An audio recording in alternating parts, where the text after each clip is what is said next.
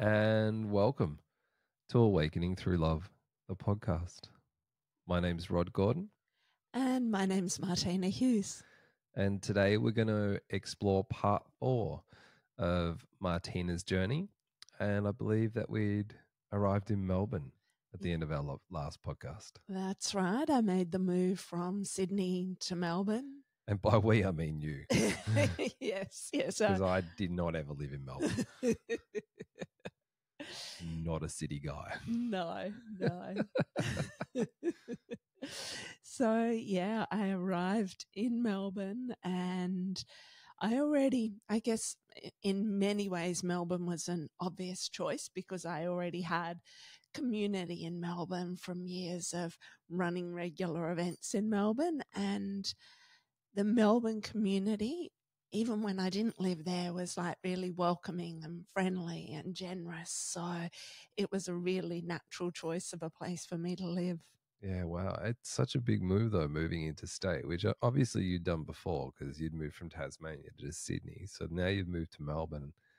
Massive. Yeah, really, really big decision, but it felt so right. There was a sense of being called to Melbourne, and I didn't really know why. There was kind of like, oh, well, I want to offer, oops, sorry, bumping my microphone. How did you go offering oops?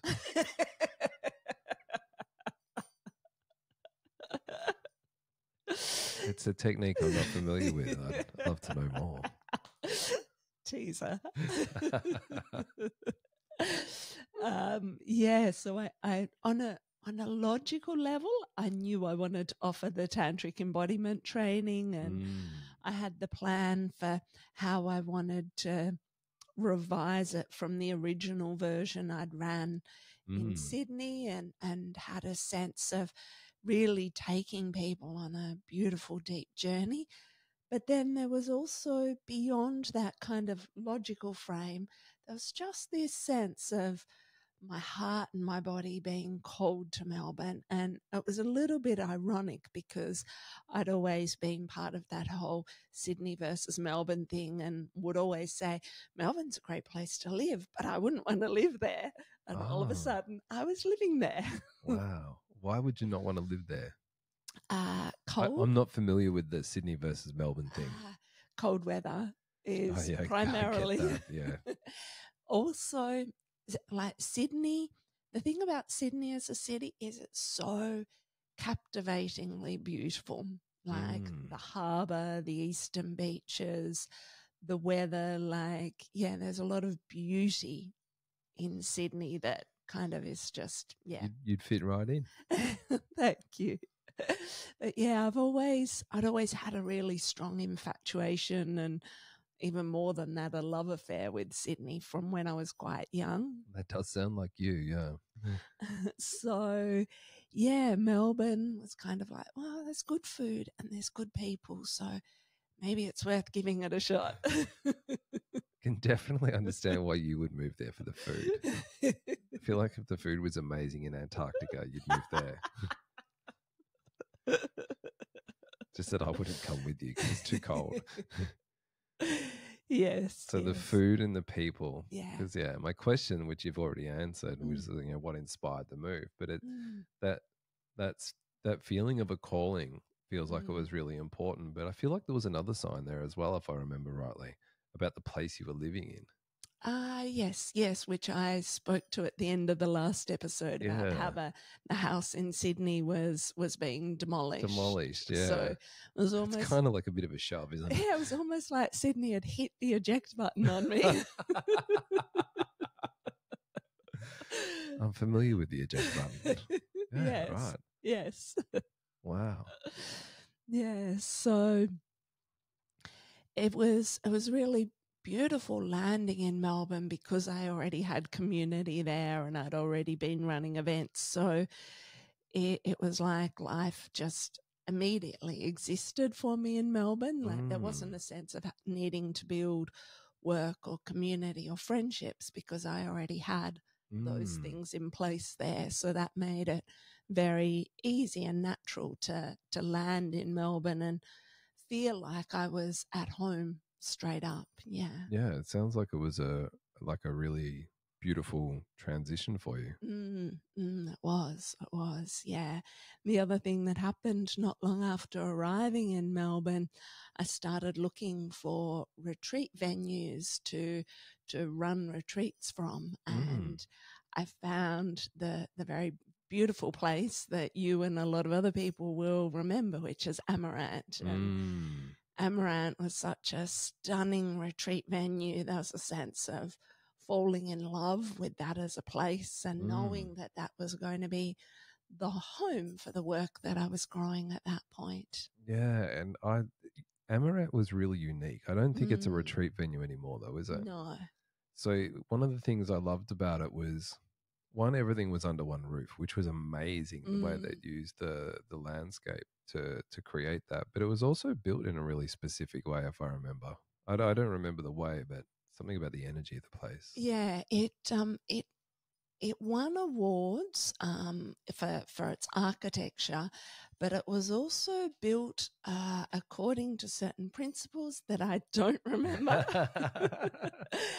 But a lot of sacred geometry type design was built into the structure of it. So you probably remember like the peaked roofs and little windows and things that were in certain really places. Unique. Yeah. And kind of like, it's kind of like a treehouse design, like surrounded by trees.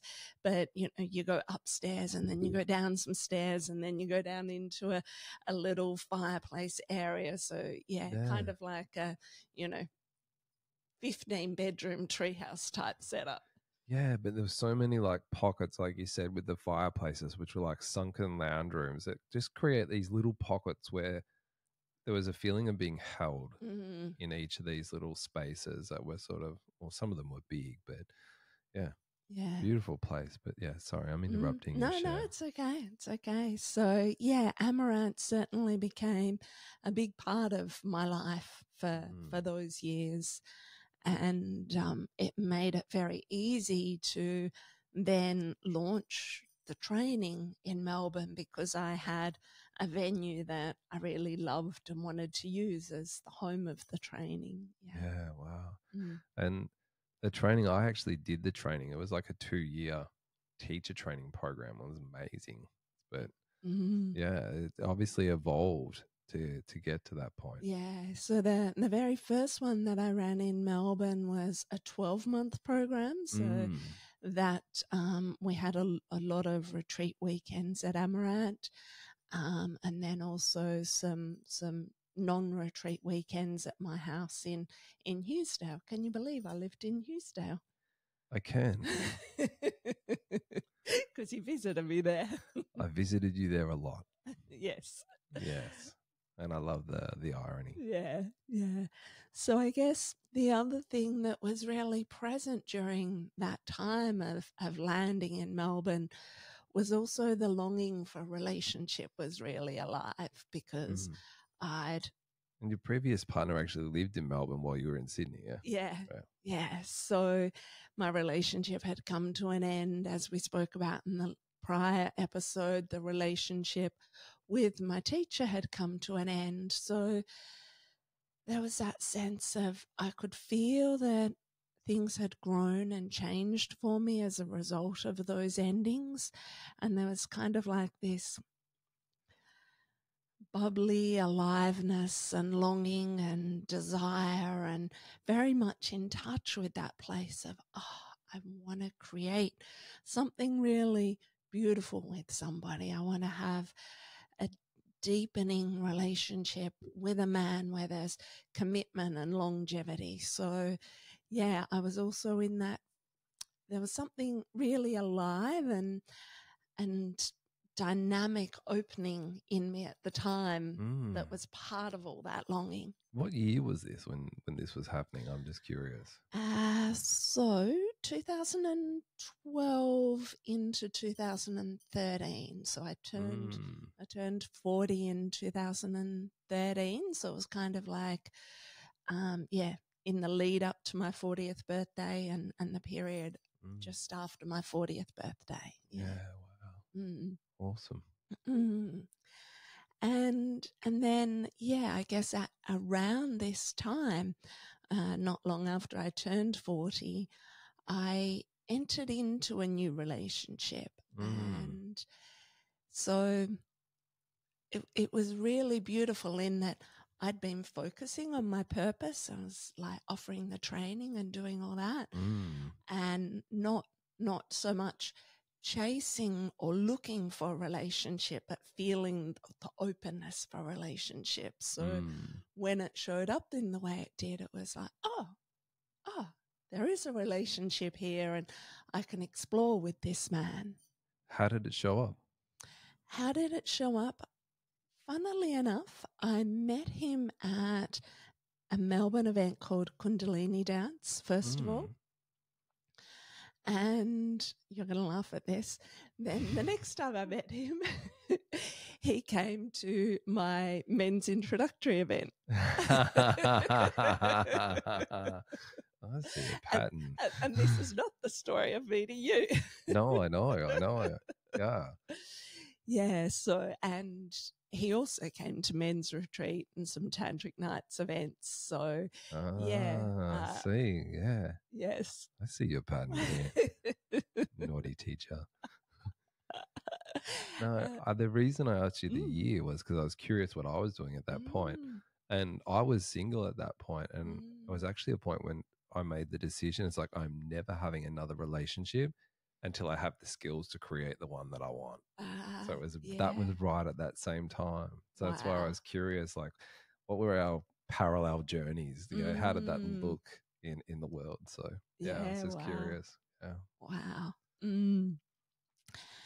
And so, I started exploring a relationship, and I guess that the key thing that happened for me from that relationship is that I accidentally fell pregnant.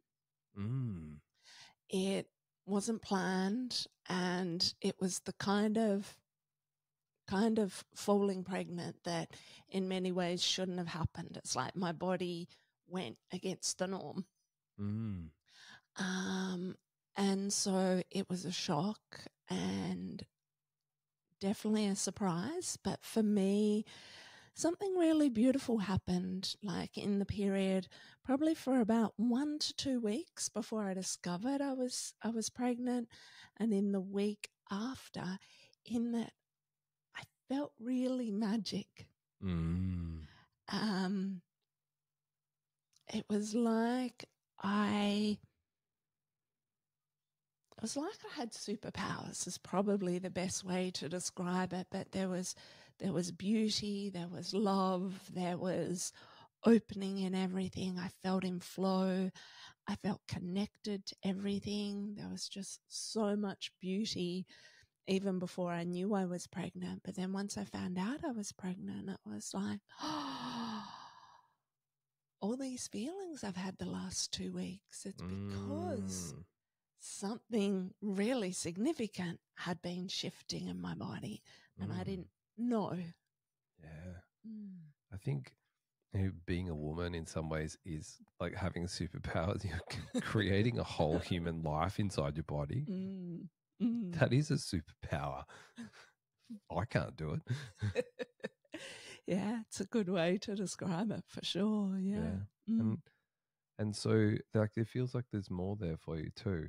Yeah, so I was having a really beautiful experience. My partner at the time was unsure.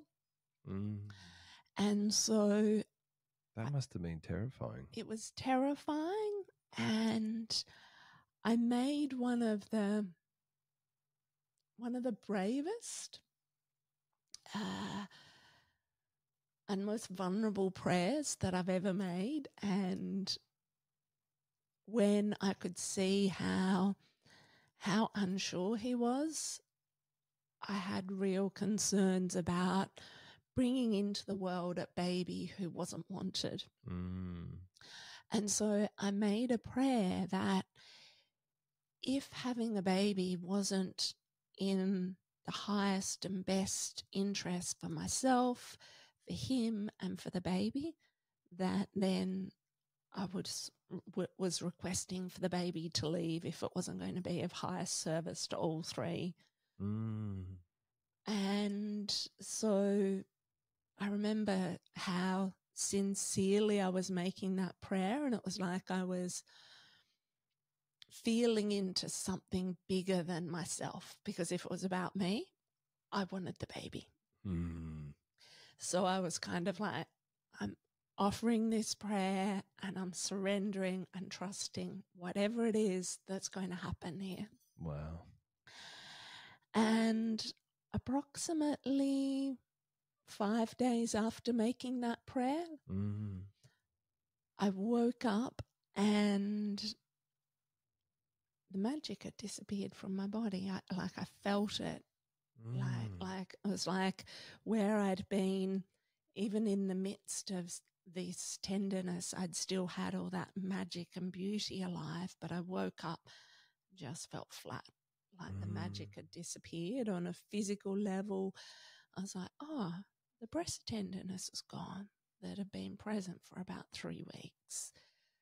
There was also a little bit of spotting, but yeah, the most noticeable thing was the fact that the magic had just dropped in my body. Wow. And was that like, were you thinking, oh, something's happened with the baby, or what was happening for you? Yeah, I think I was a little bit in denial. I was kind of on Dr. Google, as you do. Dr. Google. I think it's Dr. Google. Going, is spotting normal during pregnancy? You know, does breast tenderness come and go during pregnancy? So I could feel that the magic had dropped, but I was still like kind of trying to hold on to it not being true. Yeah, the part of you that wanted to be pregnant. Yeah. So I went to a doctor and she sent me for an ultrasound, and the miscarriage fully happened at the ultrasound place in a pretty traumatic way of fainting at the front desk. It's a good way to get their attention. Yes. I got a lot of attention very quickly. And yeah, that was, when I look back on it now, in some ways the miscarriage felt like, it felt somewhat like giving birth. Like for an hour or so afterwards, there was still like this rocking in my hips and pelvis, almost like my body was releasing the energetic experience that had been created. It was kind of weird because physically the release had happened, but I was lying on a table at the ultrasound place and my body, my hips, my pelvis just kept rocking. So just trusting all of that as part of the release. And at some point, my then partner came and collected me and we went back to his place, and I fell asleep on the couch and he fell asleep on the couch for a couple of hours. But it was like in the sleep, it was like being in this like really mystical space. Something happened in that I can't fully describe, but it feels like it's part of that whole prayer and surrender and letting go, because when I woke up from that sleep, there was a real sense in my body of, oh, she's gone. And so even though I didn't know I was having a girl, there'd always been that sense that I was having a girl. Wow. So that felt like in that period of time, there was all of this surrender and letting go. But then over the next period of time, and of course I didn't really understand this until some years down the track, but all of those hormones and everything that I went through with the pregnancy then led to some very emotionally dark times for me. Like the relationship ended not long after the miscarriage because he'd been uncertain of whether or not he wanted to go on that journey with me. So then I was like grieving the miscarriage, grieving the relationship, unaware that hormones were kind of like flooding my system and making my emotional ups and downs stronger than I'd ever experienced before. And yeah, it was a really challenging time. There was a sense of surrendering everything. Also, the year-long training had come to an end. So there was also a sense of there was so much beauty and depth created in that training that it was kind of like the training came to an end. The miscarriage happened. My relationship ended. So I was going through another period of time of just letting go of everything in my life that I'd been creating in Melbourne up until that point. Wow.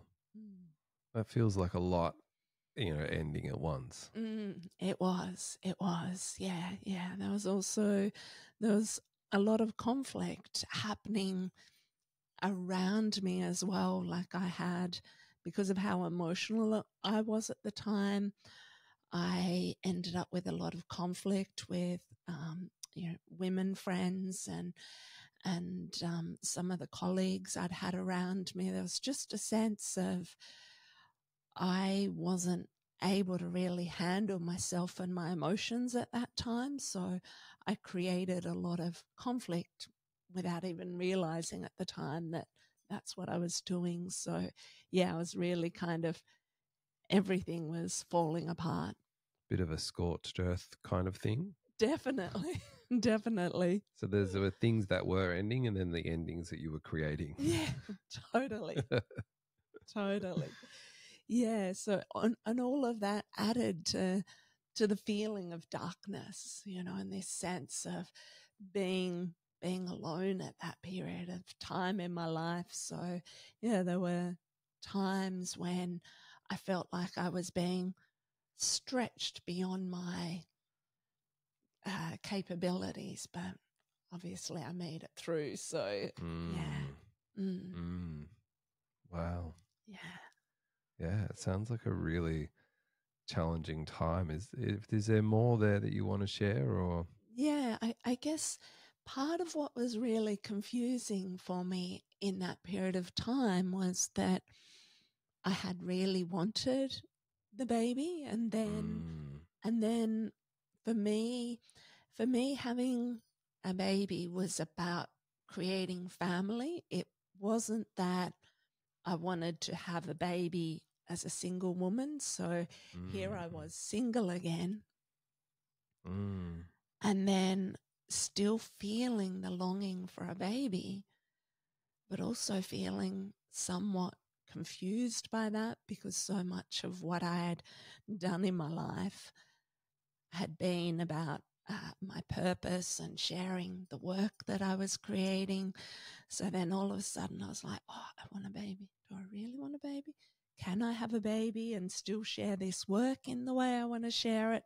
There was a lot of big topics that felt confusing. And by this stage I was 41 and going, is it even possible for me to have a baby? Like, is there something in my body that doesn't want to create a baby? Like, there was just so much going on, and the longing for relationship was really high, but I also knew that I didn't want to create a relationship out of all of that hurt and pain and confusion as well, because it would have been a pretty meh relationship. Yeah. So you didn't want to react to that relationship and in that reaction create another one.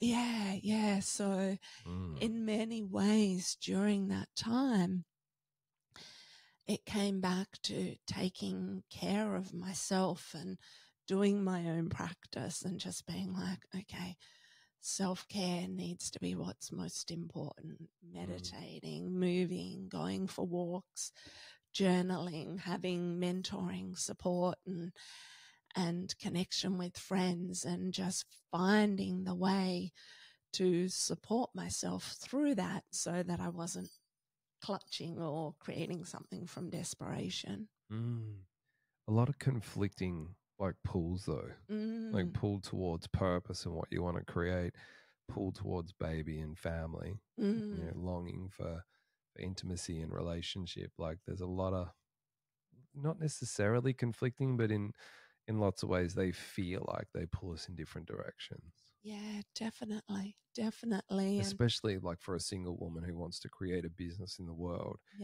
and be a mum, like that's a stretch right there. And yeah, I'm also, I guess, growing up in a period of time where, you know, a lot of the messaging that I heard growing up was girls and women can do anything and everything and you can have it all. So there was that question alive in me of like, can I really have it all?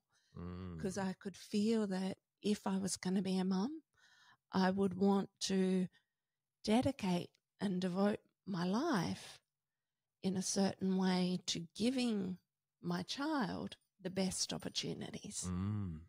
And at the same time, I could feel how it was still really true for me to be creating and sharing this work that has been so close to my heart around supporting others to open their hearts and bodies. So, yeah, both things felt really strong. And some of what I did at that time was even traveling, going overseas and spending time with mentors and friends in Germany and England, and traveling a little bit kind of over the years 2014, 2015.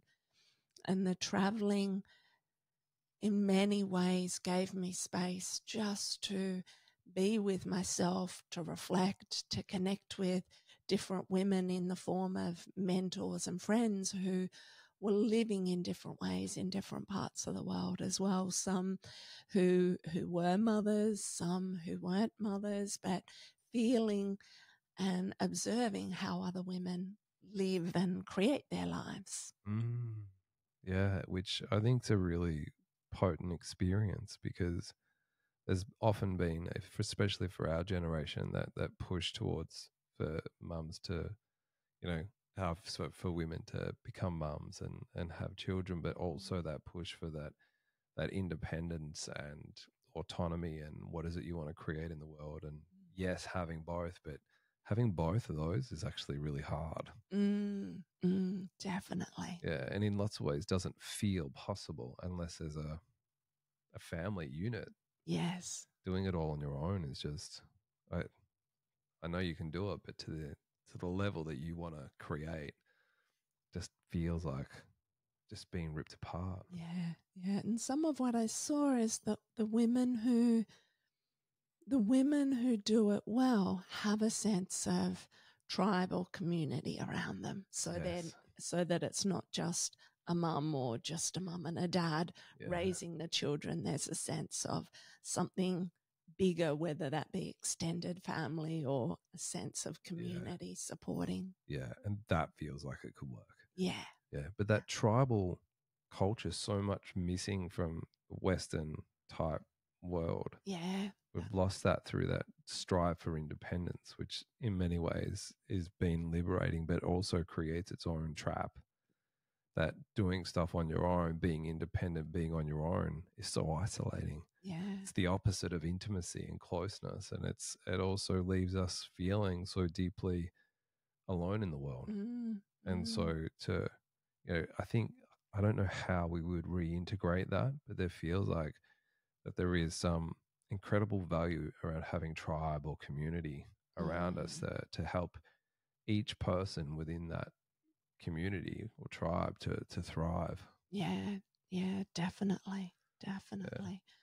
And some of what happened for me at a personal level during that time was that emotional darkness and the falling apart and experiencing the levels of heartbreak I did, was that I felt myself develop compassion for there was compassion for my own hurts, but then also the part of me that can be somewhat cold and detached, which is clearly part of my, coping and protective mechanism in life. But it's like falling apart that deeply allowed me to really discover compassion for the uniqueness of people's circumstances and life journeys that hadn't been available to me before. So I would say that,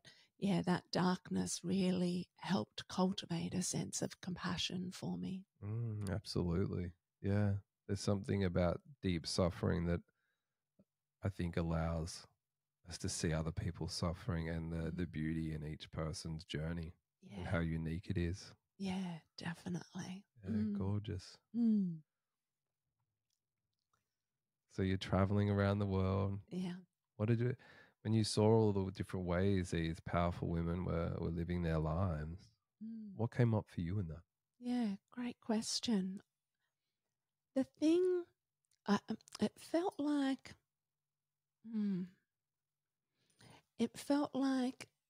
the element around having a child, not a child, it felt like I couldn't resolve that through any thinking or seeing. So it was almost like in the process, it was even like surrendering that to okay, let's surrender even the need to make a decision, surrender the need to have an answer, and just keep following what shows up for me. Wow. Keep following what shows up for me and even who shows up for me.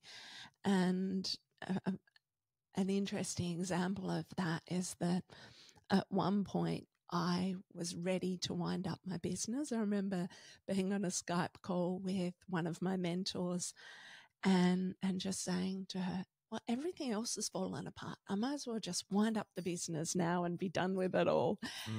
And she was like, no, don't. Oh, wow. She was really strong. Yeah, that's really direct. Not to do that. And she knew, which I didn't know at the time, but she knew I was in reaction. Okay. So that's why she was, kind of, whoa. Yeah. And at that point, I was hardly doing any work because the training had come to an end and I had other people running events in Melbourne and Sydney, and I wasn't seeing many clients because I'd been traveling. But a couple of things happened. I arrived back to Australia from being in Germany, and I had one new client. And just having one new client gave me a sense of hope. It was kind of like, follow the breadcrumbs. Here's a new client. And so I had some days when, and then some other clients started to show up again as well. But I would have days where I might just be crying, and then I would pause crying long enough to do the session, 2 hours being in the session, being of service, being there for somebody. Then the client would leave and I'd be back to crying. So there was a real sense of just allowing the emotion and being split open, but being able to also like pause it to be of service for somebody. So it was an interesting time of just following the breadcrumbs of what was showing up in my life. It's interesting, the part about being of service. Like, what happened for you in that? In being of service, it reconnected me to my bigger sense of purpose, like that sense of I'm here for something more than this. What about the relationship to that dark place that you were in? How did it impact that? Or did it impact that? Yeah, the darkness lessened. Yeah, because there was a sense of, as you and I have spoken a little bit about this before, but the darkness can be a little seductive. There's that sense of like, I'm swirling in all this darkness and emotional pain, and there can be almost in the seductive nature of it, getting a bit lost in it, which I didn't know at the time, but I understand now. It's like being pulled into a black hole. Yes. Of like that attention just going into self and just becoming almost obsessive about what's happening inside. Yeah. So it's like, kind of like the exact opposite of what we need. That real selfish, my feelings, my experience, my, me, I.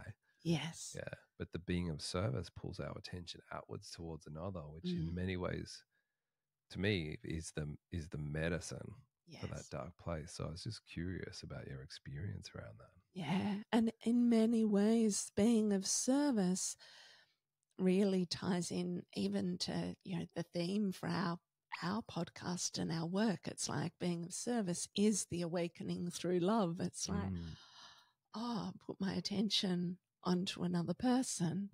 And then there's a transformation that can happen, because as I would be supporting my clients, all of a sudden I'm creating a space of love and openness for their journey. But of course, in the process, I'm feeling love and openness because I'm creating that for them. Yeah. It feels like it was like the perfect healing, the perfect medicine for the place that you're actually in at the time. Yeah, definitely.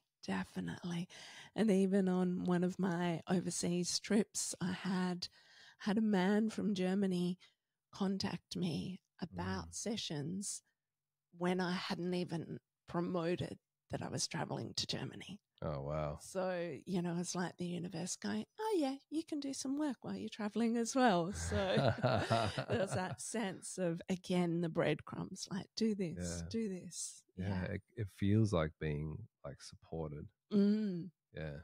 Definitely. Yeah. And I guess that then,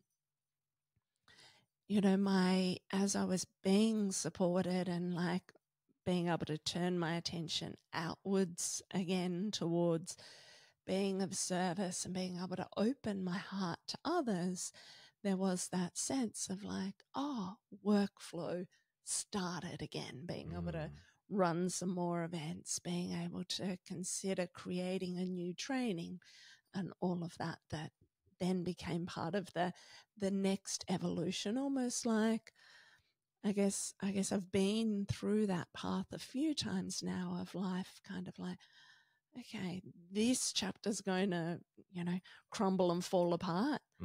How do you recreate and rise from that one? And then this chapter's going to break and fall apart. How do I rise and recreate out of that? So, yeah, it feels like a little bit of a theme that's been present in my life is the falling apart and then recreating. Wow. It sounds like really powerful, but exhausting too. Definitely. Right. Yeah. And I guess as things were recreating, my longing for relationships started to come back online, with that sense of openness, of not truly knowing what future relationship would look like.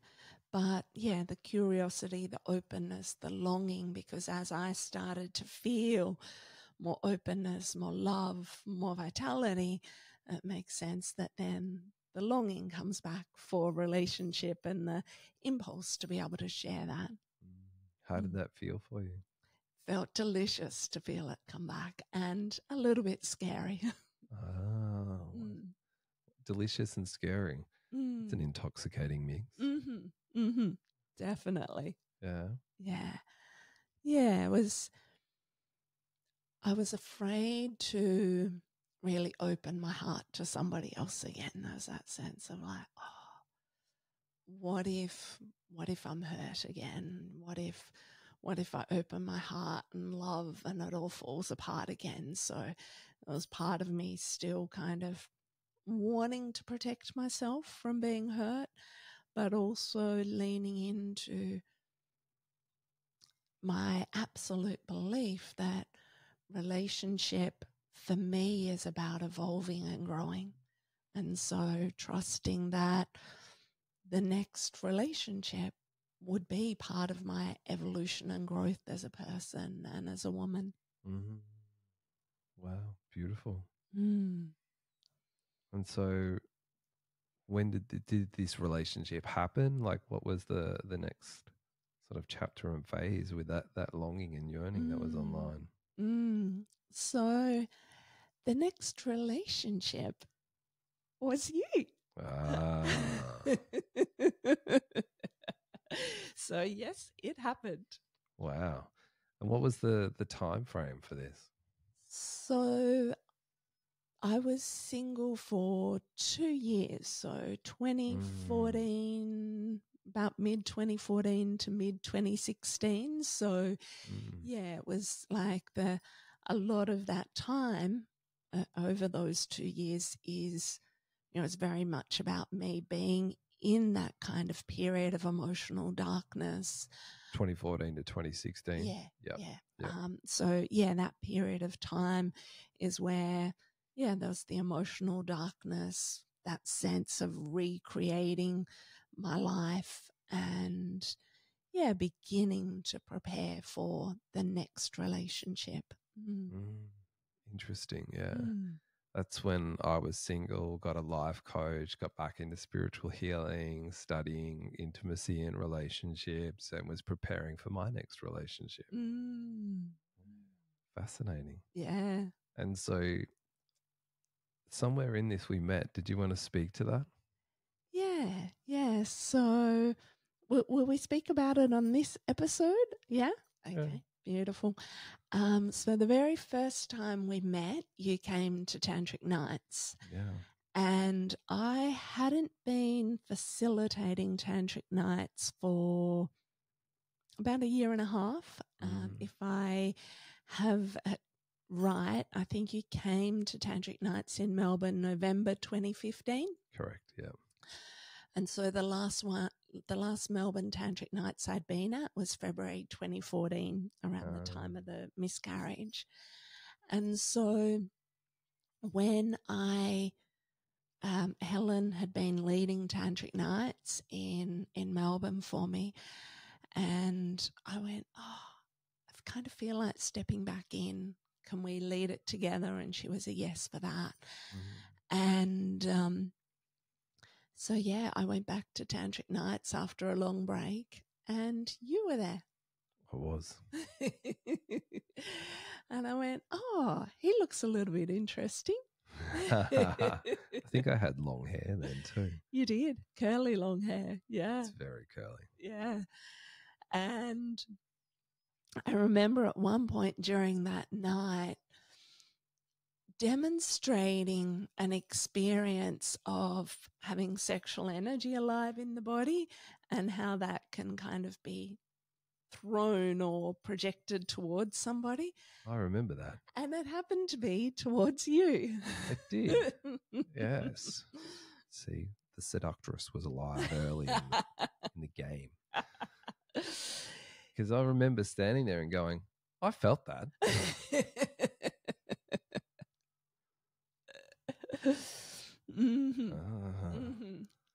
Yes, I see. Yes. So that was the very first time I met you. And then the next time I met you, you came along to Tantric Nights, maybe about 4 or 5 months later.